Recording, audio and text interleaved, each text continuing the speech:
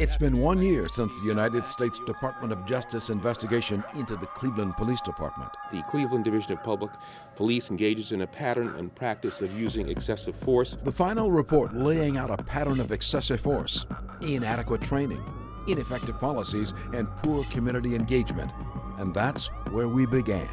For the past year, our year-long investigation went beyond that DOJ report, revealing the extent of failed patterns and practices. Candidly, this program was brought to me in 95 and 96 when I was in charge, and I didn't do it. Why? Because it was costing overtime. How police discipline went unchecked for years. Somebody with alcohol and drug history, that person should not be working as a police officer. They still are. And who was responsible for failed training programs. So who has the responsibility for that? Well, the chief has a responsibility for that. And you accept that? It's an investigation that traveled from New York to Detroit, All I can say is Cleveland, hang in there. Memphis, Tennessee to Durham, North Carolina. They made a real big difference because I was struggling. And before airing, it prompted significant change, including a major overhaul of police training, creation of a citizens review committee, and first ever board to oversee how Cleveland police deal with the mentally ill. We've changed that philosophy from a warrior community to a guardian community. Good evening, everyone. I'm Leon Bibb, along with Danita Harris and Chris Flanagan. 1 year ago this week, the U.S. Department of Justice released its report into the Cleveland Police Department. It found a series of systemic problems that began at the top with the leaders who set policy, then trickled down to the officers on the streets. But before we move forward, we must take a look back. So how did we get to this point? And why did the Department of Justice begin looking at the police department in the first place? We begin with a night in late November 2012 and a police chase that left 2 unarmed people dead in the Cleveland Police Department on the national stage. 62 police vehicles, 137 shots fired into one car. When the frenzy was over, Melissa Williams and Timothy Russell dead. They were unarmed. 3 years later, 63 officers and 12 supervisors have been disciplined. Just one fired. He got his job back. 6 officers were indicted, but only 1 has gone to trial. Michael Brelo was found not guilty of voluntary manslaughter and remains on the force. The 13 officers who shot into that car still awaiting discipline. This is the United States of America, is it not? Then there was Tamir Rice. On November 22nd, 2014, just days before the DOJ report was made public, the 12-year-old was shot and killed by Cleveland police. My son was a baby, you know, innocent, too young to even understand what's going on. But it was the death of Tanisha Anderson that almost went unnoticed, and her death, more than the others, may serve to underscore the greatest failings at the highest levels of the Cleveland Police Department. When I lay down at night, that's all I see. That's all I hear. Suffering from mental illness, Tanisha died in the custody of Cleveland police after her family simply called for help. We begin our investigation tonight with the mentally ill and how Cleveland police respond to calls for help. Chief Investigator Ron Regan has been digging for answers to those questions for more than a year since Tanisha Anderson, who was bipolar and schizophrenic, died. And Ron uncovered critical failures in one of Cleveland's major training programs. There's a program here in Cleveland that equips police with crisis intervention skills, but our investigation found it was not being implemented as it should be. And when it fails, it puts both police and the mentally ill at risk. Help for Tanisha. I just want to get help for my daughter. Tanisha Anderson's mother remembers the family's call for help. What type of mental illness does she suffer from? Bipolar schizophrenia. Okay, is she taking her medication? Yes. Okay. Yes, not working. Tanisha was not just my daughter, she was my friend. She was my confidant. She was my world. And it changed my world. Her daughter was bipolar and schizophrenic. Family members described her condition in detail to dispatchers. She just came home from a mental asylum. Cleveland police officer Scott Aldridge responded. This certificate shows Aldridge was trained how to successfully avoid violent and potentially deadly confrontations. Instead, police say Anderson began actively resisting and kicking at officers while handcuffed and being placed in the cruiser's back seat. A medical examiner report found she died from sudden death associated with physical restraint. Do you feel that help was provided in any way? No. No, it was not provided in any way. She did not get the help she needed. Tanisha Anderson's death raises serious questions into just how effectively Cleveland's crisis intervention teams function and how it's carried out within the Cleveland Police Department. How was that handled? Poorly. Michael Baskin oversees the National Alliance for Mental Illness in Cleveland. It would seem that if she was expressing symptoms, which I understand she was, I wasn't at the scene so I don't know, then putting her in a hold and putting her on the ground doesn't seem like a fit for someone who may be experiencing a tremendous amount of anxiety. As I understand it, she was diagnosed with schizophrenia. Records show both Aldridge and his partner are facing potential discipline for failing to call for an ambulance in a timely fashion when Anderson was in need of medical assistance. They're human beings. They're a person, and they should be treated like anyone else. Just because they have a problem or a mental illness doesn't make them less of a person. Tammy Mays. Nearly 500 Cleveland police officers have completed crisis training since the program began 10 years ago, a program launched by then police chief Michael McGrath. At the same time, the department was facing cutbacks and layoffs. Today, McGrath is Cleveland's public safety director. When I did become chief of the Division of Police, I revamped the whole training scenario. But our investigation uncovered key failures in Cleveland's program, including failing to even meet with one of Cleveland's leading advocacy groups for the mentally ill. How many times a year does the Cleveland Police Department meet with your group on a regular basis? Well, they don't meet with us, NAMI, at all. How many times would you say you met on a monthly basis with, let's say, Michael Baskin? Oh, gosh. I couldn't say. Every month? Every other month? No, I honestly couldn't say. This Department of Justice report raises serious questions about how well crisis training has been implemented within the department. Experts we spoke with told us when that fails, it puts both the mentally ill and police at risk. What does this report suggest? I think it says that there needs to be more interactive with community engagement, and it needs to be real. Candidly, this program was brought to me in 95 and 96 when I was in charge, and I didn't do it. Why? Because it was costing overtime. He's the former Cleveland police chief and public safety director who should have implemented the changes but didn't. So what you're doing is incredibly valuable to show a system as it is today, and it's going to be broken in a number of parts, or not even working in some parts.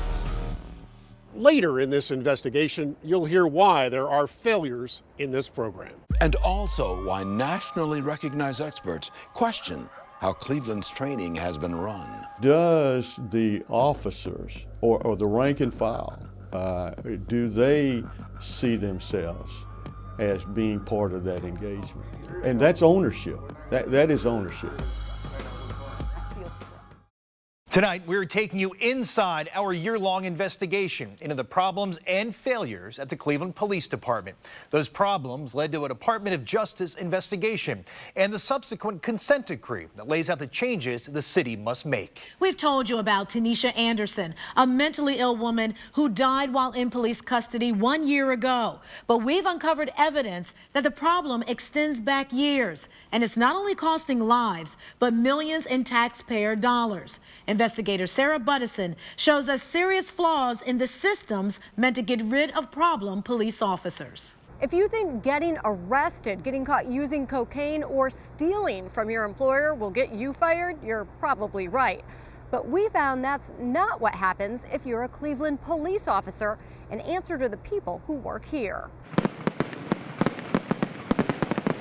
It was a busy July 4th weekend in 2011 when on-duty Cleveland police officer Matthew Kraska left his assigned patrol area to pick up his friend, off-duty officer Dave Mindek.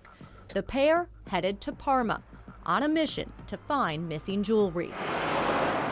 They ended up here outside the quaint home on the corner of Wareham Drive that Tiffany Urbach shared with her fiancé Daniel Ficker and their 2 young children. They should have never been at my house that night. Earlier that day, Tiffany and Daniel were at a party at Mindek's house. Mindek accused Ficker of stealing necklaces belonging to his wife. He immediately became irate and yelling. Tiffany says Kraska grabbed Ficker. They fought. Kraska pulled out his taser. The brutal battle left Ficker with bruises all over his body. I remember seeing blood. And then a gunshot. I dropped my phone and ran to his side. Kraska fired a fatal shot into Ficker's chest. What did you say to him? That he was going to be all right and that I loved him. How hard was that? Hardest thing in my life. Internal affairs investigators concluded the officers violated numerous police department policies. They should have been fired immediately. But they weren't. The city struck a deal with the union to delay discipline until the Ficker family's lawsuit is settled. They never faced discipline. What effect does that have on the culture? Well, it has a terrible effect on the culture. Again, it says you can do these things and keep your job. Sam Walker is a police accountability expert. I want to focus on the problem of disrespectful and offensive language. He recently testified before President Obama's task force on 21st century policing and knows Cleveland well. He grew up in Cleveland Heights. What kind of police department is Cleveland? Well, it's getting pretty close to the bottom. It's an embarrassment. Most troubling, the department's inability to deal with officers like Kraska and Mindek. It means the people in the city of Cleveland are not getting good service. News Channel 5 investigators conducted an extensive review of CPD's disciplinary decisions during 2014. The 144 officers brought up on internal charges included an officer indicted for stealing from the department, an officer charged with assault after beating a man while off duty, and 3 who pled guilty to drunk driving. We also found 3 more officers were accused of drinking on the job. A 4th tested positive for marijuana and cocaine. Somebody with alcohol and drug history, that person should not be working as a police officer. They still are. Shouldn't be. Another challenge, when an officer is fired, it doesn't always stick. Between 2010 and 2014, 7 officers filed grievances with an arbitrator after being fired. 6 got their jobs back, including Shani Hanna. She was convicted of assault after she stabbed her boyfriend in the legs and arms during a drunken fight. It's almost inherent in the arbitration process that the arbitrator wants to split the baby, give each side a little something. If it's a termination, that officer's going to get his or her job back. There is a need for reform. Cleveland Mayor Frank Jackson has complained about arbitration, but has defended the department in the wake of a federal investigation that identified several systemic deficiencies, including insufficient accountability. The mayor has never admitted or said that there is a pattern in practice. Well, I think the mayor's in denial. Walker says the solutions are no secret. On the West Coast, the LA Sheriff's Department uses an early intervention system to identify officers with performance problems. And on the East Coast, Washington, D.C. has an agency devoted to examining problems in their police department. But Walker says improvements will only happen if Jackson and Cleveland's leaders commit to change. It's really a historic moment, and the question is, will Cleveland seize that moment or not? It's a whole different life that I feel we're living now. Having to explain to, teachers and friends and why isn't, where's their dad, all that. It's torture. In the meantime, Tiffany avoids reading any news about Cleveland police. She says she doesn't want her children to see how angry it makes her. What makes you so angry? just knowing that they're all getting away with all this. Not just Mindeck and Kraska, but the other, all the other shootings or beatings, they're all getting away with it. What about the officers involved in the November 2012 police chase and shooting? 3 years later, we are still waiting to find out if the 13 officers who fired their guns will get into any trouble. We are also still waiting to find out if the 2 officers involved in 12-year-old Tamir Rice's death will be disciplined. It was not the first time Cleveland police have been involved in a confrontation with a child. Kristen Volk, you learned of a victim who was not only a teenager, but one with a disability. I've been digging into court cases and lawsuits looking for the pattern involving Cleveland officers. And I uncovered the story of a Cleveland teenager with Down syndrome who was chased down by police when they mistook him for a robbery suspect. 911, what is your emergency? I just was robbed. A call for help sent police on the trail. He threatened to kill me. I could probably describe him. It was a white male, about 5'8" at the most. But who did they nab? Meet Juan Ortiz, 16 at the time. He stands 5'2". I'll keep it. And he has Down syndrome. Police handcuffed him for robbery. I had to suffer a lot watching that. Very hard for me watching him, looking at me, trying to say something or trying to say help me, and I couldn't even do nothing. Juan's dad, Ramon, hopelessly watched his son get arrested by 2 Cleveland cops, Brian Casimir and Dan Crisson. With his disability, Juan had no idea what was going on.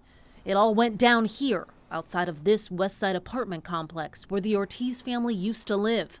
August 16th, 2010. Kept hollering, you got the wrong one. That's not right. He's not the one. But still happened. Nina Kennedy, the manager of the complex, witnessed the whole thing. It scared me so bad. She says officers Casimir and Crisson pinned Juan to a hot, running car in the heat of the summer for at least a half hour. Then she says the cops yelled at Juan's parents. If you can't speak English here, take your ass back to where you come from. That's pretty much what they said. But they also used the F word. What they did, it was awful. Juan ended up in the hospital. His injuries, minor, but the emotional trauma, much deeper. The day after, Ramon filed this complaint against the officers here with Cleveland's Civilian Police Review Board. But we found that the system to address citizen complaints like Ramon's lacks transparency and efficiency, and those complaints languish in a maze of bureaucracy and finger-pointing. Please, if they could discipline these officers and stop them from working in the streets, I will be happy on that part. Just 2.5 months after the incident, the review board did recommend discipline for officers Casimir and Crisson in this charge letter dated November 9th, 2010. Here, the board called for a simple written reprimand and re-instruction. It stated that the cops handcuffed Juan and yelled to his parents, "You're lucky we didn't shoot him. Shut the F up." That file came to the chief's office for discipline in July of the following year, 2011. Mike McGrath was Cleveland's police chief at the time. He says it took 8 months for him to get that letter, prepared by the board's sister agency, the Office of Professional Standards, or OPS. Why it took that long to come out of the Office of Professional Standards, I don't know. He wouldn't know. We discovered ourselves that the review board operates under a cloud of ambiguity, and so does OPS, which investigates complaints made against police. Damon Scott leads the agency. When anyone looks at this looks like you haven't done much of anything. Look at all these, a whole page worth of blank spaces here. No decision.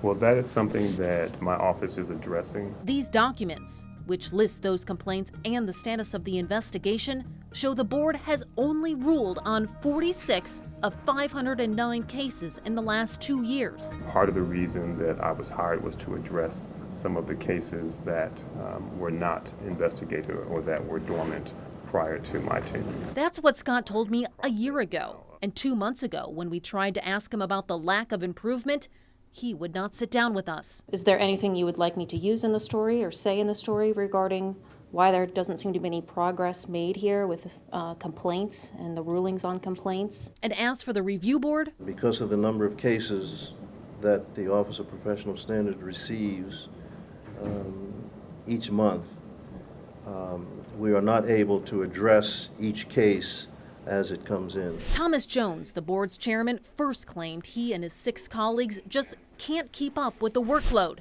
then later backtracked. So you have all of these cases, most of these cases in here that you have yet to decide on? I don't know. I have not looked at these cases, like I said. Some of them may have been disposed of at this point, but may not have been posted. Between the review board, OPS, and Cleveland Police, 5 years later, the Ortizes still wait for closure.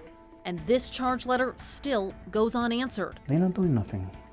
They're not really doing nothing. Ramon tells me the very sight of a police officer still triggers a terrifying flashback in his son. He goes wild.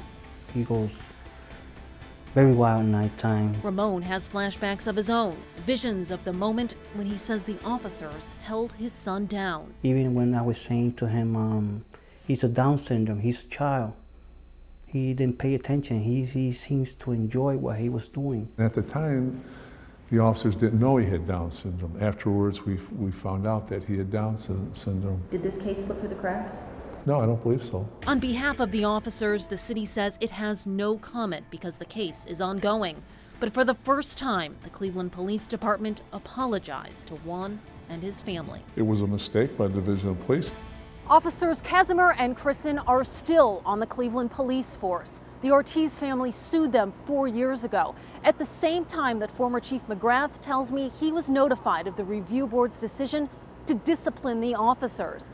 Because the two coincided, any discipline has yet to happen, because when the lawsuit was filed, the city tells me it was their policy to hold off on discipline while all pending civil and criminal matters are settled. There are programs in place to help train officers in handling the mentally ill. But experts we talked to call Cleveland's implementation substandard. Still ahead this hour, we take you to Memphis, Tennessee to learn how a city best known for its blues became the nation's leading center for training police on how to interact with the mentally ill. Plus, what will the changes required to improve our police force cost you?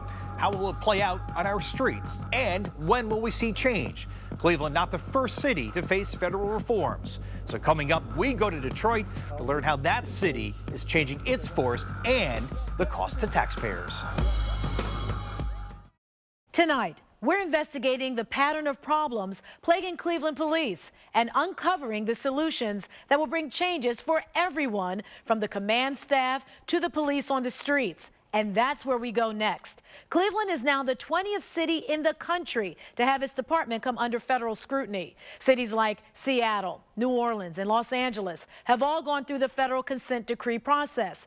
But it's Detroit that most closely parallels what Cleveland is likely to experience over the next 5 years. Investigator Joe Paganakis traveled to the Motor City and heard from the men and women on the streets about what to expect. Police officers here in Cleveland need to just look across Lake Erie to the city of Detroit for answers as to what it's like to deal with federal oversight of the department. We traveled to Detroit and found out it's not an easy process, one that's filled with hidden costs, mixed results, and could last up to a decade. It's a familiar scene. The streets look almost the same. How old is she? 7. And if you didn't know, Somebody went out in front of her, so she had to swerve to avoid them. you might think this is Cleveland. Detroit, Michigan, you might say we're cousins. And this Rust Belt family has been through some tough times. Blight, crime, recession, and now a renaissance. And one thing Cleveland can learn from Detroit? They grow up being scared of the police. A city's journey through the winding road of a consent decree. Yeah, everything's good. Yeah. We're not so used to seeing you guys up here like that. It was like, Right? scared us. In Detroit, that road has been going 12 long years. And for Detroit Police Sergeant Al Ruiz, the federal oversight has been a major adjustment from the beginning. Me and my partner are pulling up right as this consent decree first started, and we see people coming out of this door right here. Right. They had broke in. The place was closed. They had broke in. So we start chasing them.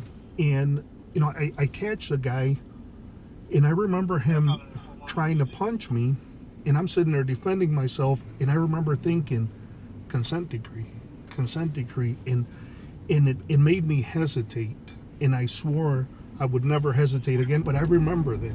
I remember thinking I was going to get in trouble for doing my job. Sergeant Ruiz is also one of Detroit's community policing officers. Black male, possibly female, braids to the back, like a blonde puffer coat. We roll up on 2 Detroit police officers looking for a suspect. Gray sweats today, but he's always like kind of creeping, walking back and forth. The officers don't know they're on camera. Sergeant Ruiz asks them about the consent decree process. The Department of Justice being here, and Oh, did it make it better? did it make the Detroit Police I Department think it better? made it better to an extent. You know, I mean, it did. I mean, yeah, certain aspects. Some things got a little too anal, but Right. you know, we started to focus on things that weren't the most important, but other True. situations, yeah, I think it was. Yeah. And I don't think we felt like that in 2003 when they first got here, huh? You know, we're old salty dogs. Right. We don't like change.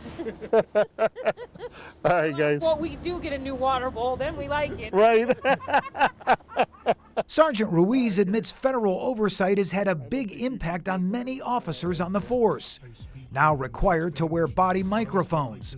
Training has doubled. Having to qualify with our weapon every 6 months, as opposed to before it used to be every year. Having to go to training a lot more often, being trained more on culture awareness, being trained more on how to handcuff somebody, being trained more on how to approach people. But to fully understand this painful, tedious process, we go back to the beginning, a process that nearly derailed several times. The blue curtain of secrecy is on its way down. It started in 2003. 17 Detroit police officers arrested on charges of stealing money, planting evidence, and filing false police reports. The citizens of Detroit will have a police department that is truly a model for the nation. The Department of Justice charged Detroit police with excessive use of force and unlawful arrests. Many of the same charges leveled against Cleveland police. It's my job to keep the city safe. I'll do whatever it takes. But Detroit's Justice Department process became filled with failures.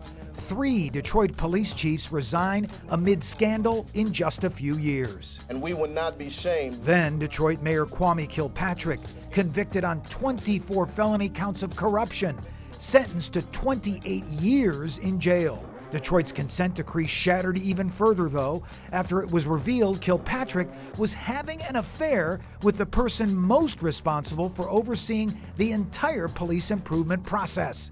Justice Department Monitor Cheryl Robinson Wood forced to resign in disgrace. They killed my niece. The police shot her in her face. But in 2010, the consent decree process hit rock bottom. 7-year-old Ayanna Jones was shot and killed by an officer during a police raid at the Jones home. Shots fired while police were looking for a suspect. The officer charged with involuntary manslaughter. 2 mistrials. All charges dropped. A city divided. 12 hard years. And after all of that, there are a lot of problems with the culture of the department. Ron Scott with the Detroit Coalition Against Police Brutality. He says the Detroit Police Department has a long way to go, claiming officers continue to use racial slurs, excessive force, and illegal search and seizure. He says young black citizens are still being unfairly criminalized. We're getting a number of people being stopped in cars for various reasons, and the police are running up to people saying, "Where are the drugs, where are the guns? Are you a gang?" Residents like Mario Maldonado, who grew up in Detroit's 4th Precinct, say not enough has changed. I still get paranoid. You know, I don't feel safer. I get more paranoid when I see the police rolling by like, oh, they're just looking to stop me for something. Meanwhile, Detroit's Police Commission reports there are still 1,300 citizen complaints about Detroit police per year. And while Detroit Police Chief James Craig reports a reduction in police fatal shootings to just 17 in the past 5 years, Chief Craig admits there's always concern about regression. The cultural magnetic draw that drives a police department back into the way business has always been done. How do you prevent that? Well, One, you got to continue to hold people accountable. Meanwhile, back on the streets of Detroit, I ask the key question. Some community leaders say the culture of the Detroit Police Department has not changed enough. How do you answer to that? I would invite these community leaders to meet us halfway. We in the Detroit Police Department have made a lot of changes. And Detroit's consent decree has now been lifted. A one-year transition agreement is now in place. Meanwhile, it's a process that is just getting started here in Cleveland. One of the biggest gaps in training is how officers deal with the mentally ill. And Ron Regan, you uncovered that these deficiencies extend to the highest level of the Cleveland Police Department and even right here to City Hall. Well, just weeks into our investigation, we spoke with nationally recognized experts on police training based in Memphis, Tennessee, the very same experts Cleveland police are now turning to. It's a city where the blues grew into an icon and a motel balcony that witnessed the assassination of another. But 25 years ago, it also became home to the nation's leading center for police training and the mentally ill. This is Memphis, Tennessee, and what we found here reveals a lot about Cleveland police, excessive force, and an ongoing Department of Justice investigation. We coined a phrase many years ago, CIT is more than just training. Major Sam Cochran is a retired Memphis cop. He helped the department launch CIT, Crisis Intervention Teams, the nation's first program teaching cops how to successfully treat the mentally ill instead of arresting them. We have an individual that has an illness of the brain.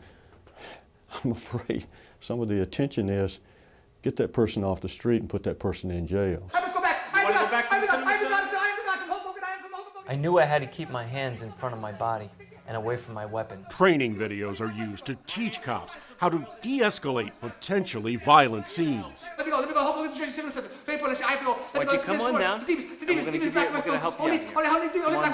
Slowing things down, opening up communications is usually at the directions of some level of leadership, and CIT helps to introduce that leadership role. And it's the identical training program used by Cleveland police for the last 10 years. Verbal de-escalation will allow the officer to take control with less risk for injury to all parties. 40 hours of classroom training, plus role-playing real-life crises. We're here to help you, sweetie. We're not here to hurt you. We're just here to find out what's wrong. I feel stressed. But police were unable to calm Tanisha Anderson last November. She died in custody while handcuffed and restrained. If a police department provides that 40-hour training, is that sufficient? No. The Department of Justice found serious flaws in how the mentally ill in Cleveland are treated by police. In this DOJ report, excessive force against persons who are mentally ill or in crisis, including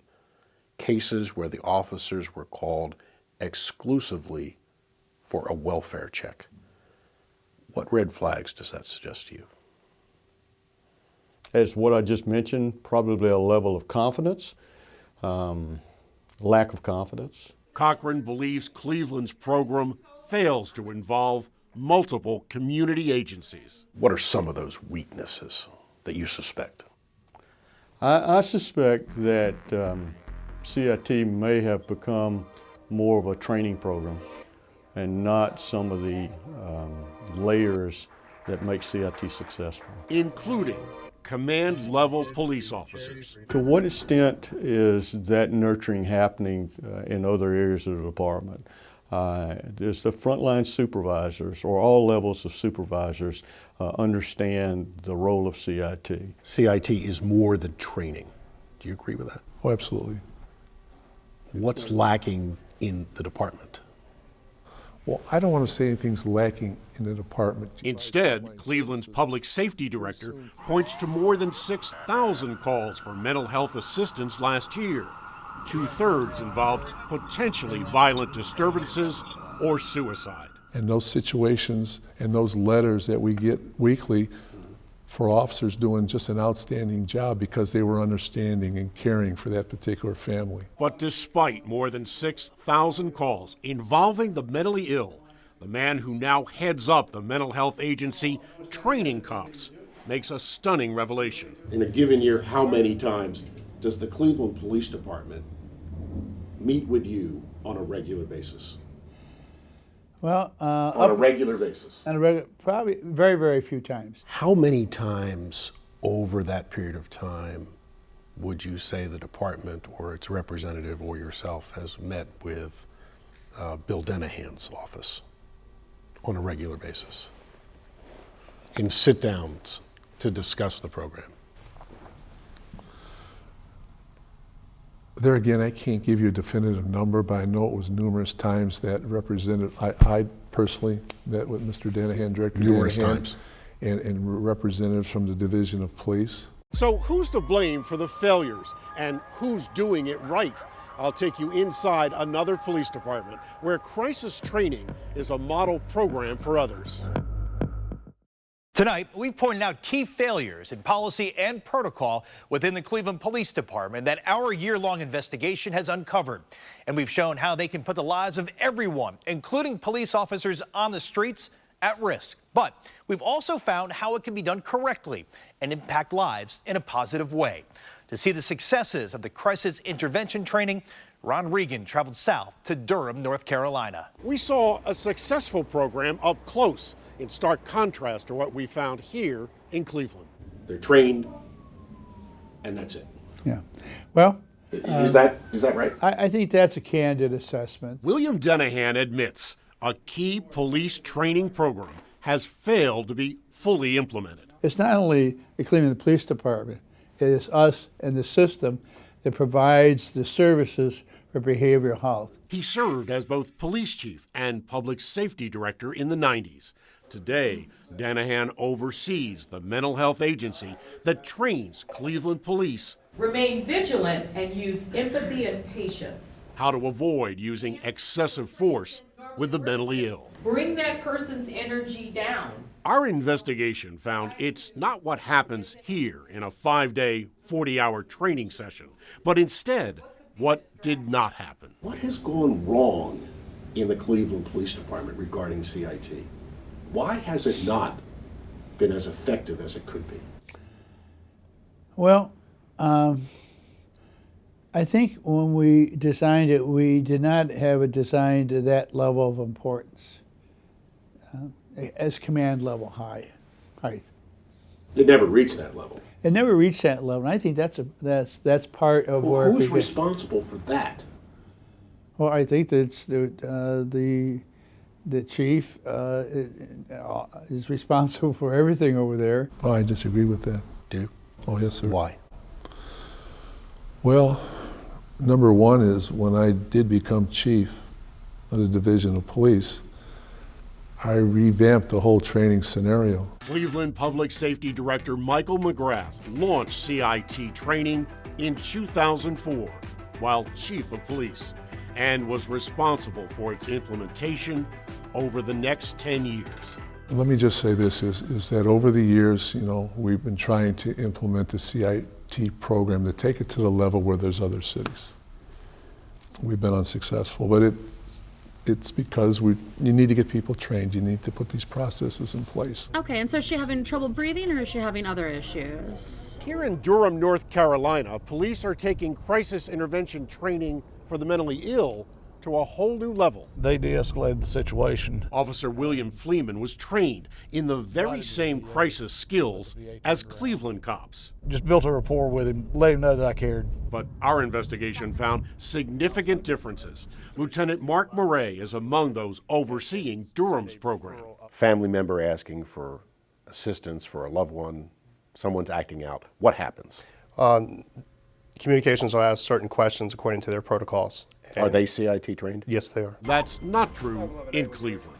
Our investigation found only 29 of Cleveland's 80 dispatchers are trained. Why so few dispatchers? Over 10 years. The availability of the training. Here in Durham, it's exactly the opposite. In that team, we have a number of investigators that are have a mental health, also have a mental health person embedded with them. So the whole idea is to deal with the crisis when it occurs, but also try to have that person get resources and assets so they do not go into crisis again. Felicia Jones is a social worker embedded with police and often on the streets. Every mental health assistance call that comes through here, after it's responded to by first responders, will be followed through by your team. Absolutely. For example, even the homeless are included in Durham's program. They made a real big difference because I was struggling, didn't hardly know where I was going to eat or sleep, and you were homeless. I was homeless. Yeah. And your two little girls. Mm-hmm. Hey, put your hood on. Kenneth Clate is now employed. Hey, Daddy. So how you got here? These my babies. I'm off from work. I got off at 3 o'clock. How is everything? Good. And living in an apartment. You don't drive away. No. And leave them. No, we don't. The idea is to follow up with them, the next day, later on after they're a little more stable, talk to them, see what they need, see what their needs are, see if we can meet those needs, so the 911 calls stop from that particular person, and they get more productive member of society. Is that happening right now? I don't think to the satisfaction of anybody. No, I don't think so. After I'm assisted, will I be contacted again in any way by a member of the department the next day or the next week, the next month? Followed up with consistently? Well, see, that's an issue that we are going to implement in 2014. But it hasn't happened over the last 10 years. Would you agree?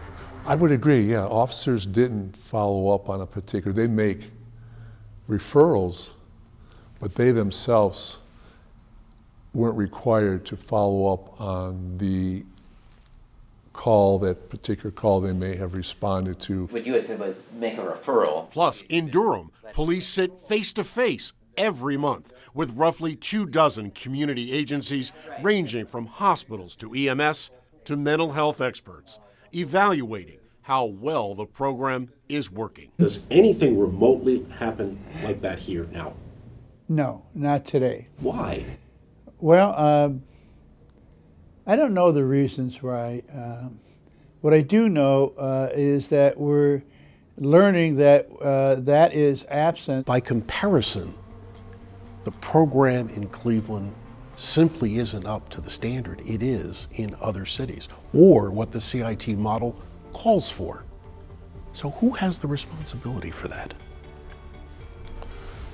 Well, the chief has a responsibility for that. And you accept that? Oh, absolutely, I accept that. There's no question about it. And if I could have sent 100 officers to each CIT class, I would have. And it's the lack of total community involvement that Cleveland now recognizes and is promising to change. And Cleveland officers who have been trained say they feel the difference. Next, our investigators go out on Cleveland streets with the officers who patrol them and find out how the proper programs are changing lives. We do what we can, and hopefully the system can help them out the rest of the way. As we end tonight, it's important to remember the officers who risk their lives every day and deserve the very best training and total community support that should go with it. So Chief Investigator Ron Regan spent time with officers on the streets to see that training firsthand. For officers who have undergone crisis training, they will tell you how it's helped them make a difference. We're the first step in the process. It's late on a November afternoon. She climbed in her window to get in her car. Cleveland police officer Dan Day knows that at any moment he could be dispatched to a scene calling for skills he learned in crisis intervention training. When you're talking to somebody who's hearing voices or having hallucination, they can't comprehend what you're saying. It takes them a while to process what you're telling them to do. Skills he uses almost every day while patrolling Cleveland streets. You got to listen to them, listen to what they're telling you, and ask them how you can help them, and make sure that no one gets hurt in the process. Day realized quickly the value of crisis training after seeing up close just how many are in crisis. When I first took it, I was assigned to the downtown car, and we were at the shelters every day for people not on their meds, needing help, needing taken to the hospital. And I think my partner at the time, I said, we might as well go because we're dealing with them on a daily basis. A lot of people, the medication makes them feel worse, so they won't take it. From those who need medication to an elderly woman refusing to come out of the house so she could be helped. And we ended up talking to her for about 45 minutes. Ended up getting a supervisor there, get EMS there, and we were able to take her out and get her to the hospital. And now I do believe she's in an assisted living facility. But he also knows crisis training on the street is just the beginning. We do what we can, and hopefully the system can help them out the rest of the way. And since our investigation first began, Cleveland has now trained 577 officers and 32 dispatchers.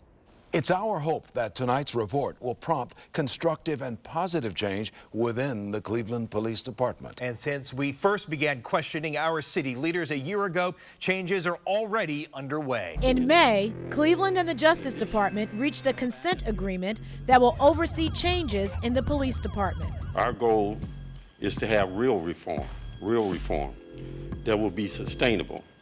This agreement is a major step in getting us to that point. That 105-page document changed the rules for use of force, called for an independent monitor to oversee reforms, created a mental health review board to oversee police interaction with the mentally ill, and instituted a command-level position to oversee crisis intervention training. We want all our officers to be trained because, again, there are components within crisis intervention training that officers can use in everything. Specifics of that training were announced in October. They include at least 8 hours of crisis training for every officer to start, 16 training hours for new recruits, and in the end, 40 hours of training for every cop on the force. And in order to provide the proper service to the people that we serve, we have to be able to provide our officers with the training. In October, the Justice Department announced a New York-based nonprofit